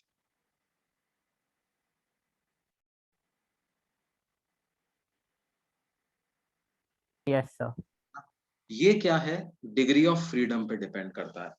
इसको हम गामा सिंबल से रिप्रेजेंट करते हैं बच्चों। इस गामा का क्या सिग्निफिकेंस है, ये अभी हमें आगे इस चैप्टर में पता चल जाएगा। लेकिन ये क्या है, अलग अलग टाइप ऑफ गैस के लिए अलग अलग होता है। मोनोएटॉमिक के लिए गामा अलग होगा, डाई के लिए अलग होगा, है ना? Yes sir. सर अभी मैथ्स क्लास है। हाँ सर, ओके ओके एक्स्ट्रा होगी। ओके बच्चों, ओके ठीक है। तो आज की क्लास हम यहीं पे रोकते हैं, है ना? बाय अच्छा, सर। आप लोगों ने बाय बच्चों सर, को बाय। फ्लूइड वाले चैप्टर का एनसीईआरटी करना चालू कर दिया है क्या? हाँ सर, मैकेनिकल। शुरू किया है। ओके, तो उसको सर आप लोग आपने होमवर्क भी बोला था ना सर, वो mechanical properties of solid liquid और थर्मल प्रॉपर्टीज के लिए सर। हाँ, मैंने मैकेनिकल प्रॉपर्टी ऑफ फ्लूइड भी होमवर्क में दे दिया था क्या? हाँ सर, दे दिया था। यस सर, बोला तो है आपने। ओके, तो अपन ऐसा नेक्स्ट क्लास में डिस्कस कर लें क्या बच्चों उसके एनसीईआरटी? Yes sir. सर अभी एग्जाम Yes, चल रही है स्कूल की, तो अच्छा, ओके, तो फिर कब डिस्कस करें? Sir next to next class. Next to next class sir करें। संडे को है शायद से क्लास। हाँ सर, अगर संडे को चल संडे को लेंगे। क्लास है तो फिर संडे को हम डिस्कस कर लेंगे थोड़ी देर, है ओके ना? Sir, yes sir. चलेगा सर। ओके बच्चों, bye thank you sir. Sir. Bye bye sir. Sir, thank you thank you sir. Sir, bye sir. Bye sir, thank you sir.